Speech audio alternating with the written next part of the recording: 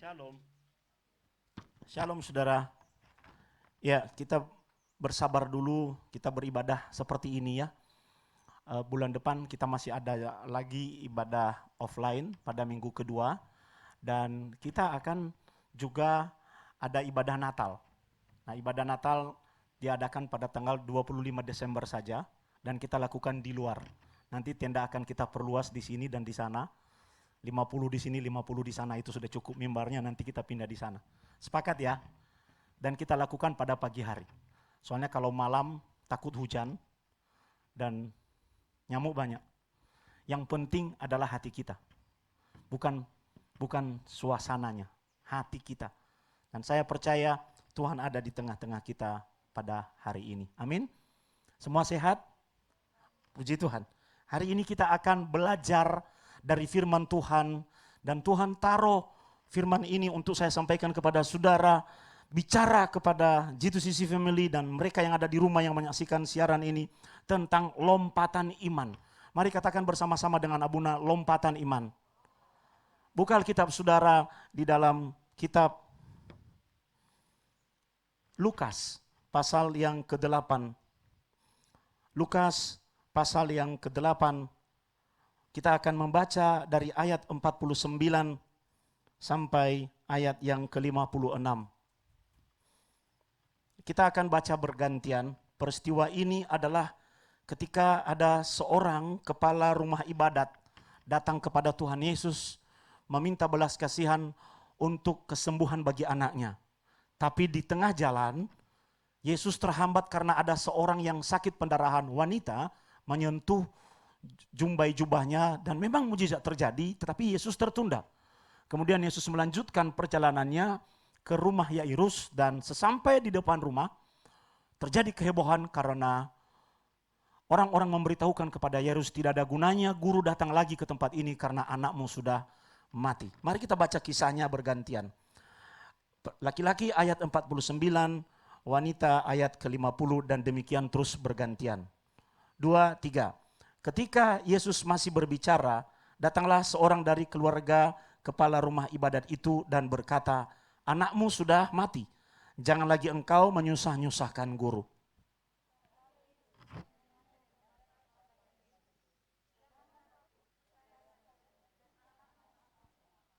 Setibanya di rumah Yairus, Yesus tidak memperbolehkan seorang pun ikut masuk dengan dia, kecuali Petrus, Yohanes, dan Yakobus, dan ayah anak itu serta ibunya.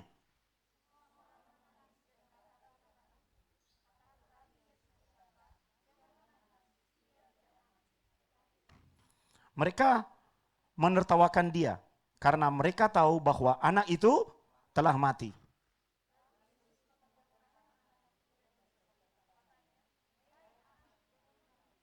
Maka kembalilah roh anak itu dan seketika itu juga ia bangkit berdiri.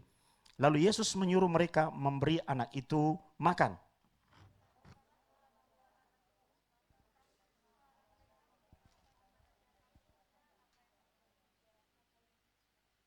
Ya, saudara, perikop yang barusan kita baca dapat kita lihat dari sebuah lompatan iman, baik kepada Yairus yang membutuhkan campur tangan Tuhan, baik kepada murid-murid maupun kepada kita hari ini. Kita akan belajar dari pengalaman Yairus dibawa oleh Tuhan mengalami lompatan iman sehingga dia mengalami terobosan di dalam hidupnya. Apa itu yang disebut dengan lompatan iman? Bapak Ibu coba bayangkan, tangan kiri saya adalah level iman saudara saat ini. Dan tangan kanan Abuna adalah level iman yang Tuhan kehendaki. Coba lihat elevasinya. Ketinggiannya satu sama lain berbeda. Di antara kedua tangan ini tidak ada jembatan, tidak ada penghubung.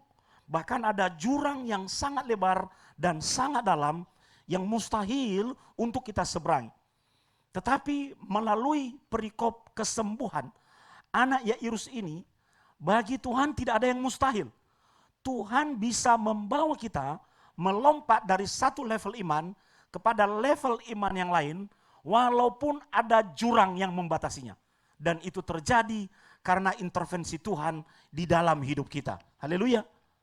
Lompatan iman terjadi ketika kita tiba pada batas iman yang kita miliki. Dan kita tidak bisa melanjutkan lagi batas itu. Karena di sana ada jurang. Tapi level iman yang satu bisa kita lihat. Dan Tuhan mau kita bisa melampaui jurang itu. Untuk tiba di level yang baru, yang lebih baik, yang lebih tinggi. Yang akan membawa breakthrough buat kita. Itu yang disebut dengan lompatan iman. Hasil dari lompatan iman adalah terobosan. Dan Abuna rindu bahwa semua kita pada hari ini, ketika menerima firman Tuhan tentang lompatan iman ini, kita bukan hanya mendengarnya, tapi kita benar-benar mengalami lompatan itu dalam kehidupan kita, dalam pekerjaan kita, dalam kesehatan kita, dalam pelayanan kita, dalam seluruh aspek hidup kita. Apa breakthrough yang dialami oleh Yairus? Anaknya sembuh. Semula anak itu sakit. Tetapi karena Yesus terhambat di dalam perjalanannya, kira-kira Tuhan tahu nggak sih bahwa apa yang akan dialami oleh Yairus ini menjadi sebuah lompatan iman? Dia tahu. Itu sebabnya Tuhan Yesus tidak khawatir. Dia bahkan memberi hiburan kepada Yairus dan berkata tidak apa-apa. Walaupun orang lain mengatakan demikian, tidak apa-apa. Anak itu cuma tertidur. Anak itu tidak mati. Anda bisa bayangkan di dalam pikiran saudara, seandainya Anda adalah orang tua yang demikian. Bahkan Anda bisa berkata ini orang gila ya. Tapi Yairus tidak mengeluarkan narasi negatif. Dia diam dan dia tetap mengikuti apa yang dikehendaki oleh Tuhan. Dia ikut waktu Tuhan. Ketika Yairus datang kepada Tuhan, kalau Anda membaca kata kerja yang ada di dalam narasi ini, itu artinya bersifat mendesak. Artinya Tuhan tolong segera, anakku sakit keras, segera, harus segera, sekarang. Kalau tidak nanti lewat anak ini. Terjadi penundaan. Tidak pernah bisa mereka bayangkan di tengah jalan, Yesus merasa ada kuasa yang keluar dari tubuhnya. Dan dia berhenti dan bertanya siapa yang memegang aku. Murid-murid berkata banyak orang yang memegang Tuhan. Tidak, di antara semua yang pegang ada satu yang berbeda. Yang membuat kuasa keluar, dia menarik kuasa itu keluar daripadaku. Wanita ini mengaku aku memegang ujung jumbai jubahmu. Itu saja sudah butuh waktu. Betul saudara? Yairus ada di situ. Anda bisa bayangkan kalau Anda adalah Yairus dan berkata, aduh cepat oh Tuhan, ini juga wanita kok tidak pegang itu. Itu kan sifat-sifat kita. Kita ingin mempercepat waktu Tuhan. Sementara Tuhan punya waktunya sendiri. Hari ini kita belajar bahwa Yairus sama sekali tidak protes. Yairus sama sekali tidak mendesak-desak Tuhan. Dia cukup menyampaikan kerinduan dan keinginan hatinya kepada Tuhan. Dan dia menanti. Dia menunggu waktu Tuhan itu. Walaupun saya percaya hatinya gregetan dari dalam. Ketika makin lama Yesus membangun dialog dengan perempuan yang sakit pendarahan dalam perjalanan itu. Saya percaya cepat toh.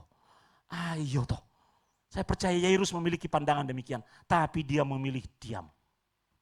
Dia memilih diam. Hasilnya apa? Memang anaknya mati. Gara-gara penundaan itu anaknya mati. Mau bagaimana? Betapa hancurnya hati Yairus ketika tiba di depan rumah dan berkata, dan orang menyampaikan kabar kepadanya, nggak usah lagi susah-susah Tuhan Yesus datang ke rumahmu. Kok iso? Anakmu wis mati. Kalau saya berada dalam situasi seperti itu, wah. Tapi dia diam. Dia diam. Yesus mendengar laporan itu dan berkata tidak. Anakmu tidak mati. Dia cuma tertidur. Apa jadinya? Ending dari cerita ini saudara. Sakit, mati, kemudian bangkit di dalam kuasa Tuhan. Breakthrough yang dialami oleh Yairus itu adalah kehidupan. Ketika kematian datang menghampirinya, sesaat sepertinya dia kalah. Sesaat sepertinya dia tidak berdaya. Sesaat sepertinya dia tidak mampu mengangkat diri dari situasinya. Apa yang menjadi hasil adalah kehidupan. Datang lagi di dalam diri anaknya. Anaknya bangkit, dari kematian. Dan itulah yang disebut dengan breakthrough. Ketika breakthrough datang di dalam kehidupan kita, saudaraku, maka yang menghampiri kita itu adalah kehidupan. Amin. Ketika kehidupan datang di dalam bisnismu yang semula meleo-leo, semula tenggelam, semula menggak-menggak, bahkan mati, kehidupan itu akan memulihkan bisnismu. Ketika kesehatanmu dilanda oleh sakit penyakit, entah virus, entah apa, dan itu membawamu pada kematian. Saat breakthrough Anda alami karena mengalami lompatan iman, kehidupan akan datang untuk membawa dampak di dalam diri saudara. Di dalam pelayanan seperti itu. Bahkan hari-hari ini banyak orang yang sudah mati semangatnya. Banyak orang yang sudah menyerah dengan keadaan. Banyak orang yang sudah menyerah dengan persoalan-persoalan dan beban dan tekanan hidup. Hari ini tidak kebetulan Anda mendengarkan. Ini saatnya kita mengundang kehidupan itu datang di dalam hidup kita. Datang menghampiri kita. Ini saatnya kita membuka pintu rumah kita lebar-lebar. Ini saatnya kita membuka hati kita lebar-lebar. Ini saatnya kita memperbaharui pikiran kita. Bahwa ketika Tuhan datang, Dia akan mengajak kita melompat di dalam iman kita. Sebab kalau kita melakukan itu sendiri, kita tidak mampu dengan kekuatan kita. Breakthrough adalah hasil dari lompatan iman. Saudara yang ada di rumah sore hari ini, Anda mendengar firman Tuhan ini, apapun yang menjadi situasi Anda, mari alami lompatan iman. Itu yang akan membuat situasimu berubah dan tidak pernah sama lagi. Breakthrough adalah hasil dari lompatan iman. Mari kita melihat, ada beberapa ciri dari sebuah lompatan iman itu. Yang pertama, saudaraku, lompatan iman membawa kita melihat dengan cara yang berbeda. Lompatan iman dan orang-orang yang sedang dibawa oleh Tuhan mengalami ini, cara pandangnya, perspektifnya terhadap kenyataan itu tidak pernah sama. Dia mendefinisikan realitas, mendefinisikan kenyataan dalam pendekatan yang berbeda. Bukan pendekatan kematian, tapi pendekatan kehidupan. Kenyataannya adalah anak Yairus sakit. Kenyataannya adalah akhirnya anak itu mati. Dan orang-orang memberitahukan kepada Yairus perspektif mereka, melihat hal-hal yang empiris di depan mata mereka. Dan mengatakan bahwa memang demikian yang sudah terjadi. Jadi kalau demikian yang sudah terjadi, kita tidak akan mampu melakukan apapun lagi. Hopeless, menyerah, sikap pesimis, sikap apatis adalah ciri orang-orang yang memiliki perspektif seperti orang-orang yang mengatakan di dalam narasi yang barusan kita baca, anakmu sudah mati. Hari ini kalau kita mau mengalami lompatan iman, mari kita memiliki perspektif Tuhan. Apa perspektif Tuhan? Yesus berkata, dia mendengar apa itu ribut-ribut, ternyata anaknya Yairus mati. Tidak ada gunanya lagi Tuhan pergi ke sana, boros-boros waktu, harus dikubur. Tuhan berkata, tidak, no way. Sebab itu Tuhan memberikan satu penegasan kepada mereka. Dan hari ini penegasan yang sama kepada kita. Ketika Tuhan terlibat di dalam hidup kita, cara kita menafsirkan fakta, cara kita menerjemahkan realitas, tidak akan pernah sama lagi karena kita menggunakan bukan perspektif manusiawi kita. Karena perspektif manusiawi kita akan tetap seperti itu. Betul?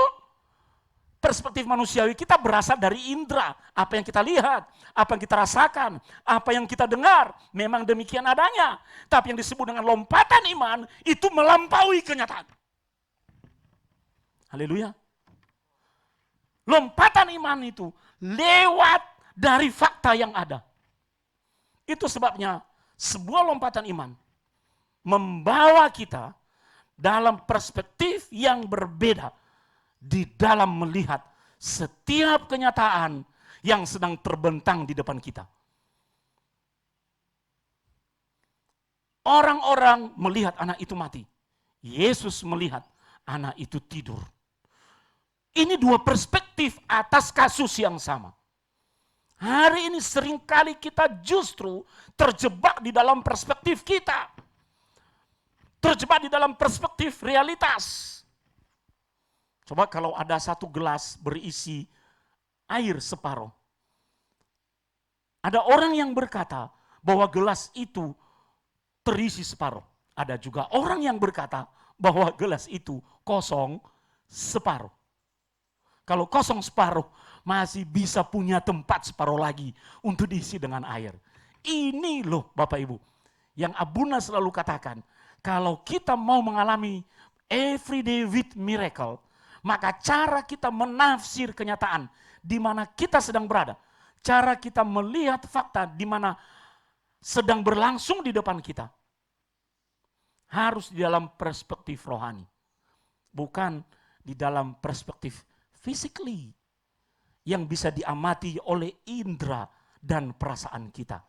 Orang-orang rohani yang benar dan bertumbuh di dalam Tuhan, dia melihat lebih jauh dari fakta. Karena apa? Karena dia memiliki pandangan mata rohani yang benar.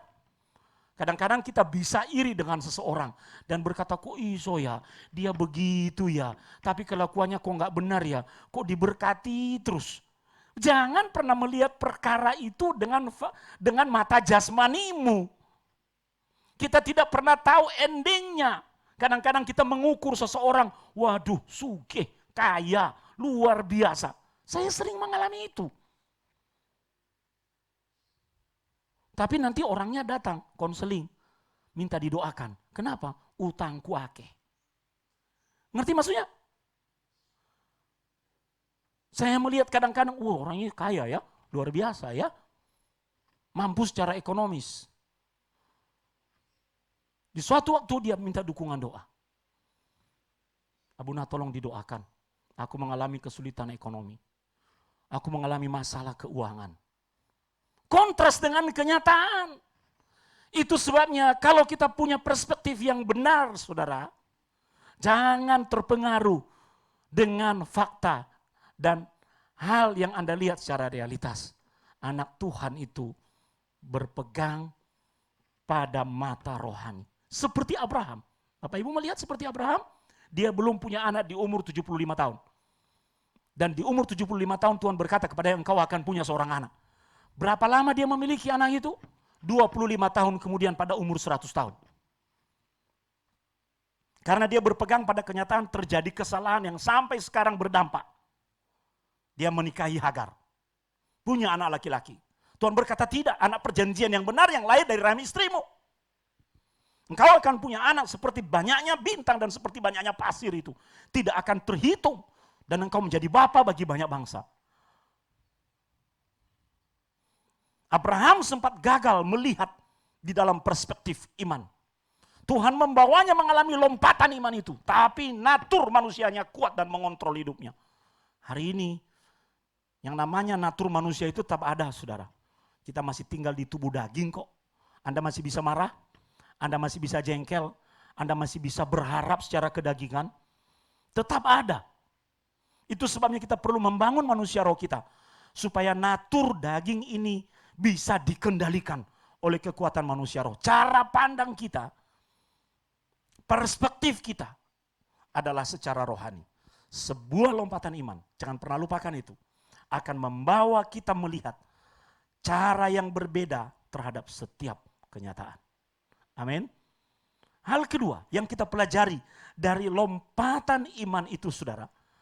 Setiap orang yang mengalami lompatan iman hanya akan berhasil ketika dia lolos dari penundaan. Yang namanya penundaan itu sebenarnya adalah ujian. Yang namanya penundaan itu sebenarnya adalah proses. Yusuf ketika berusia muda menerima pernyataan Tuhan dari mimpi. Bahwa dia akan menjadi seorang pesohor, akan menjadi seorang penguasa, petinggi. Begitu hebatnya Tuhan akan mempromosikan hidupnya, bahkan sampai orang tua dan saudara-saudaranya akan menyembah dia. Apa yang terjadi? Bapaknya melarang Yusuf menceritakan mimpinya itu. Jangan. Saudara-saudaranya iri terhadap Yusuf. Jadi kami datang menyembah kamu, yang benar aja. Makanya julukan Yusuf di dalam Alkitab, kalau Anda membaca di dalam kitab Kejadian, si tukang mimpi. Tukang mimpi, saudaraku. Apa yang terjadi? Dia mendapat janji Tuhan itu di usia muda. Tapi fakta kehidupannya, realitas yang dia hadapi. Buna pernah menyampaikan ini kepada saudara. Dia dibenci oleh saudara-saudaranya, dia dijual sebagai budak, dia difitnah oleh istri Potifar, masuk ke dalam penjara. Dia dilupakan oleh 2 orang staf Firaun karena dia menafsirkan mimpi mereka. Tapi dia dilupakan. Dia dilupakan. Dia seperti pribadi yang apa itu saudara? Ada tapi tidak pernah diingat lagi. Ini kontras dengan apa yang dia terima dari Tuhan. Hari ini kita belajar dari kehidupan Yusuf bahwa itu ternyata adalah sebuah penundaan. Janji Tuhan tidak langsung digenapi di dalam hidup kita. Amin. Ketika Anda menerimanya, janji itu seperti sebuah benih yang harus tumbuh. Dia berakar terlebih dahulu, kemudian tumbuh ke atas, makin besar, makin dewasa, berbuah. Itu adalah hasilnya dan perwujudan atau kenyataannya. Seperti itu proses janji Tuhan. Maka ketika kita menerima benih itu, kita perlu memelihara, kita perlu menjaganya, kita perlu membuat benih itu tumbuh, memberikan lingkungan yang benar, sehingga benih itu tidak ditanam untuk mati, tapi ditanam untuk hidup. Ini loh saudara, penundaan itu seringkali membuat kita tidak sabar. Indikator dari penundaan adalah kesabaran. Mari katakan bersama-sama dengan Abuna. Indikator dari penundaan adalah penundaan. Indikator dari penundaan adalah kesabaran. Katakan 2, 3. Indikator dari penundaan adalah kesabaran. Sabarkah kita? Kadang-kadang kita ingin mempercepat Tuhan. Lihat Yairus tadi. Tuhan sudah tahu bahwa Yairus punya kebutuhan dan tahu bahwa kebutuhan itu mendesak. Di tengah jalan ada intervensi. Seorang wanita yang sakit pendarahan menjamah jubah Yesus. Ini butuh waktu. Hati Yairus, ayo cepat toh, cepat toh, cepat toh, cepat toh. Tapi dia diam. Dia menanti dengan sabar. Abraham akhirnya menanti dengan sabar. Yusuf, walaupun dia tidak mengerti, dia menanti dengan sabar.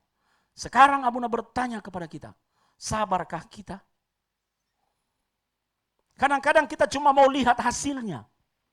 Kita cuma mau lihat endingnya. Kita melupakan proses yang dilalui. Kita melupakan ujian kesabaran yang sebenarnya Tuhan tuntut supaya kita bisa melewatinya. Orang sabar itu kan disayang oleh Tuhan. Kenapa? Karena dia membiarkan Tuhan bekerja dengan caranya, menurut waktunya, dengan hasil yang sesuai dengan keinginan Tuhan, bukan keinginan kita. Makanya ketika kita berdoa, kita perlu memberikan waktu untuk Tuhan bekerja. Kita tidak bisa menuntut sekarang Tuhan.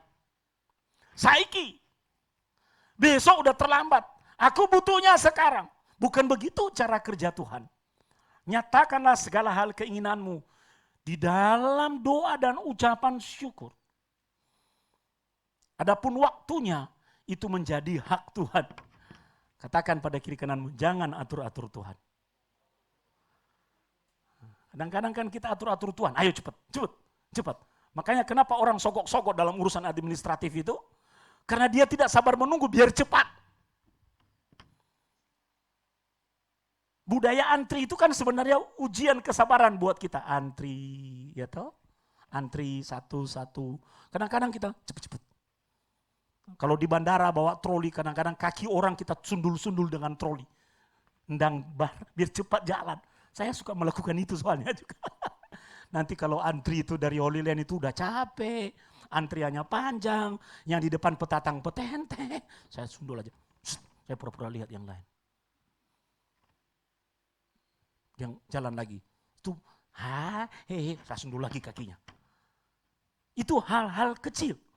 Dan tanpa sadar, ujian kesabaran yang gagal kita lalui dalam kehidupan kita sehari-hari, kita bawa di dalam cara kita terhubung dengan Tuhan.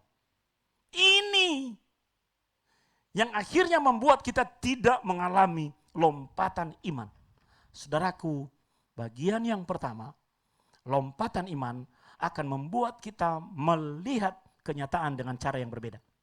Dan bagian yang kedua, lompatan iman hanya akan berhasil jika kita memahami proses Tuhan di dalam setiap penundaan dan harus lolos dengan yang namanya ujian kesabaran.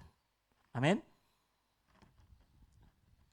Yang terakhir, saudara, apa yang Tuhan ingin bicarakan kepada kita tentang lompatan iman? Saya beritahu kepada saudara, walaupun prinsip lompatan ini general dan umum yang bisa dialami oleh setiap orang percaya, tapi Bapak Ibu harus mengerti bahwa sebuah lompatan iman itu bersifat personal. Sebuah lompatan iman itu bersifat personal. Hanya dialami oleh satu pribadi tertentu secara khas di dalam hidupnya. Kita tidak bisa menirunya, kita hanya bisa mengambil prinsip-prinsipnya. Kita tidak bisa mengatakan kepada Tuhan bahwa aku mau persis sama dengan dia. Apa yang dialami oleh Abraham itu bersifat personal. Apa yang dialami oleh Yusuf itu bersifat personal. Tapi kita bisa menarik prinsip.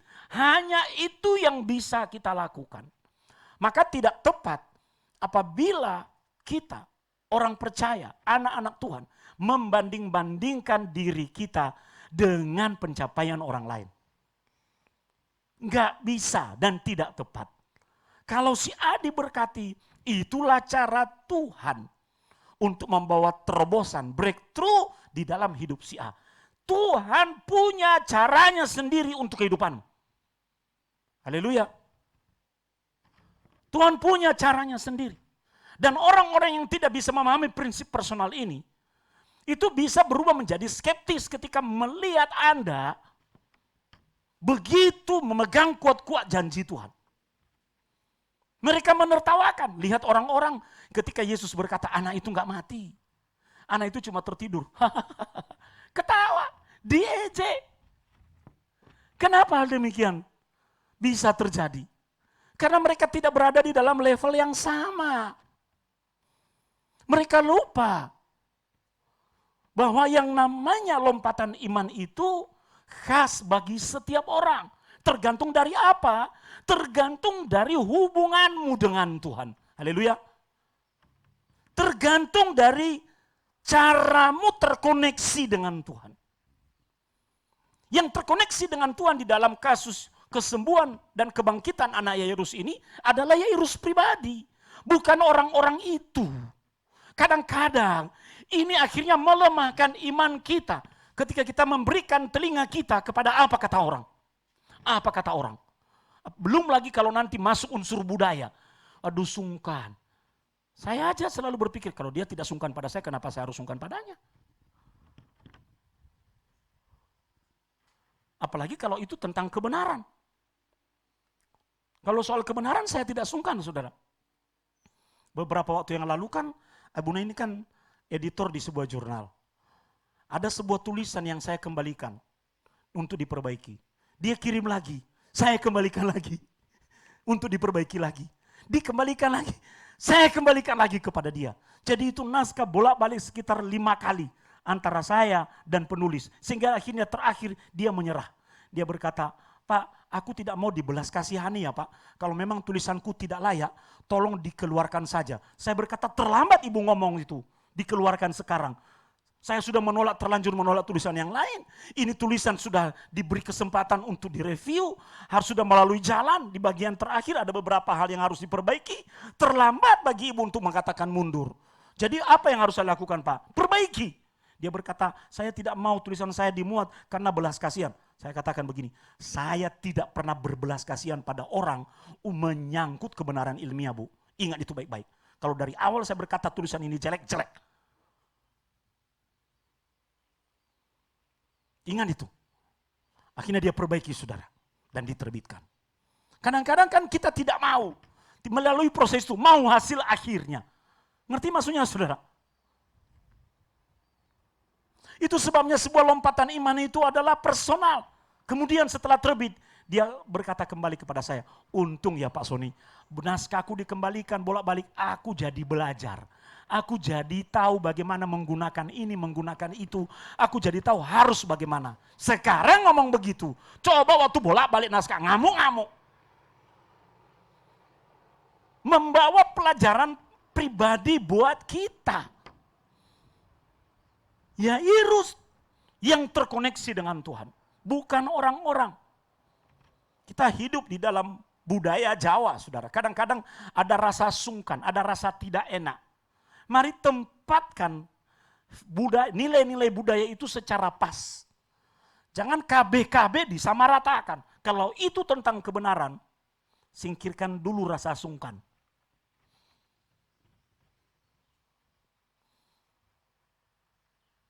Makanya kalau Bapak Ibu coba yang pernah pengalaman konseling dengan Abuna. Salah ya salah, saya nggak peduli. Benar, ya benar. Begitu kan? Saya salah. Mari kita benarin. Nggak ada sungkan-sungkan. Sebuah lompatan iman itu adalah hasil dari hubungan kita dengan Tuhan. Maka kalau kita mau menyeberangi gap, jurang yang begitu besar dan dalam, yang menurut kita mustahil, kita bisa melibatkan Tuhan, kekuatan supernatural untuk tiba di sana. Untuk tiba di sana. Untuk tiba di sana. Enak loh, ikut maunya Tuhan. Enak. Benar-benar enak. Mengapa Anda konseling pada hamba Tuhan? Karena Anda meminta nasihat Tuhan melalui pribadinya. Saya melihat ada banyak anak-anak Tuhan yang konseling ke Abuna misalnya, nurut, hasilnya baik. Enggak nurut, dia konseling tapi dia urus-urusannya sendiri, dia buat-buat lagi sendiri. Ya hasilnya bukan makin baik, makin kacau dunia persilatan. Ya enggak nurut. Untung Yairus itu nurut. Dia ikut Tuhan saja, ikut Tuhan saja. Anaknya sakit, ikut Tuhan saja. Fokusnya pada Tuhan. Ini loh kekuatan personal itu. Kekuatan personal itu fokus pada Tuhan. Walaupun hatinya mendesak-desak. Belajar dari apa yang dilakukan oleh Yairus. Abuna berdoa hari ini. Dengan firman ini akan memberi bekal kepada kita. Sebentar lagi, tinggal bulan depan loh saudara, akhir tahun. Benar ya? Mari kita evaluasi diri kita. Sampai dengan bulan kemarin, Abuna masih menerima kesaksian. Dan Abuni, ada suami istri mengingatkan kami. Abuna mungkin lupa ya. Ya kenapa ya? Abuna pernah berdoa buat pekerjaan kami di awal tahun. Dan kami beritahu ini hasilnya. Wow, saya udah lupa, udah mendoakan dia. Tapi dia beritahu hasilnya luar biasa. Dia memiliki pengalaman personal. Ambil prinsipnya, metodenya berbeda buat setiap orang. Haleluya. Akhir tahun, tinggal 1 bulan lagi. Bulan Januari, 2 bulan lagi, Abuna akan berdoa kembali. Untuk setiap pekerjaan. Tapi kali ini kita lakukan dengan cara yang berbeda. Tidak di atas, tapi di sini. Amin. Kita akan adakan ibadah persis sama nanti. Dengan ibadah Natal. Jadi tenda di luar, penuh. Halaman kita penuhi dengan tenda. Setiap jemaat akan dapat kesempatan supaya mengalami hubungan pribadi dengan Tuhan dan mengalami breakthrough. Mari doakan saudara, agar Anda dan kita semua mengalami lompatan iman. Amin. Letakkan kedua tanganmu di dadamu.